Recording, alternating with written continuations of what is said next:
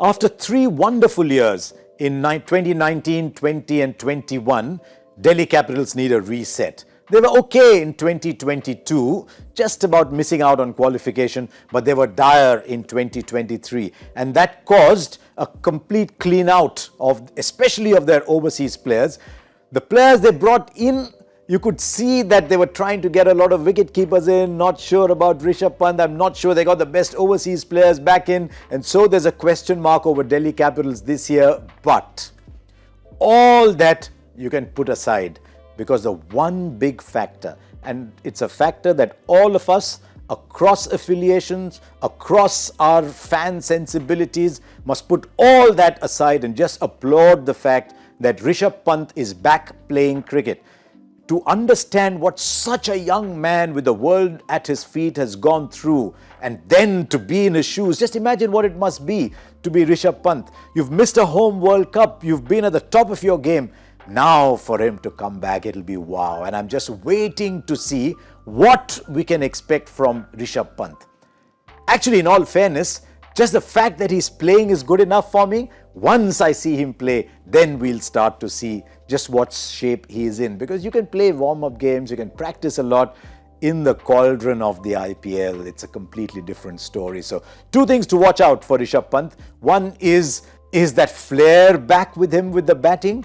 And two, can he keep wickets? With both those, will have a big influence in how Delhi go about it. So let's go down that Delhi side then and see why I'm a little iffy about Delhi this year. David Warner, Prithvi Shaw, wow, on paper, one of the greats of the IPL, left-hander, hitting the ball where he wants to. And Prithvi Shaw, when he bats 30, 35 balls, he puts you in very good positions most times. So ideally, Shaw and Warner should be one of the pairs to look forward to. But Warner in the last couple of years, I know he got 500 runs last year, but the strike rate had dropped because there was not much batting around Warner. So he was playing a different kind of game. He's a year older now. He realizes that his career lies in being a white ball franchise player. There's a little bit of pressure on him.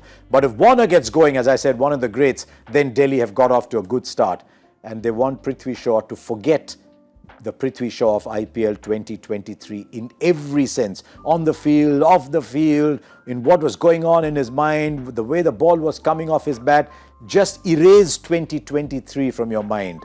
He's not played a lot of cricket since. He's played some Ranji Trophy cricket. He's had some good performances, not quite the dominating Prithvi Shaw performances. But if he can come in and be in good form, then it'll help Delhi Capitals a great deal, Warner and Shaw. Then the middle order was a major problem for Delhi. So let's see how they've addressed the middle order. Mitch Marsh at number 3. What a player when he gets going. He's been in such incredible form. He's now an all-format player. He's probably going to be captain of Australia at the T20 World Cup. But what about his body? If his body is fine and doing well and he's striking the ball well, he's a game changer at number 3.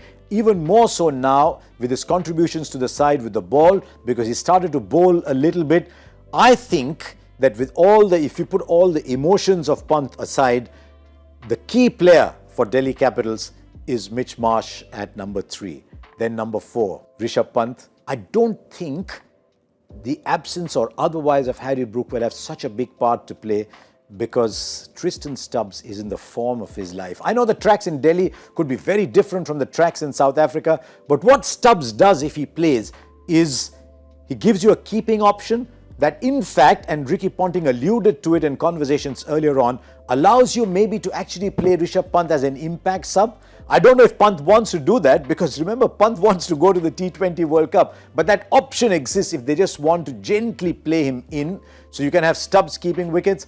If Stubbs is not keeping wickets, if Pant is good enough to keep wickets, wow, then Stubbs is one of the great outfielders in our game. So I think Stubbs at 4 could be a game changer as well if he can adapt to the conditions here. Then Axar Patel, I think, comes in at number 6, because there's a batting problem after that for Delhi Capitals. None of their bowlers bat. Axar has to have a good season. He's been fabulous for Delhi Capitals, but he simply has to have a good season. Him and Kuldeep Yadav bowling well.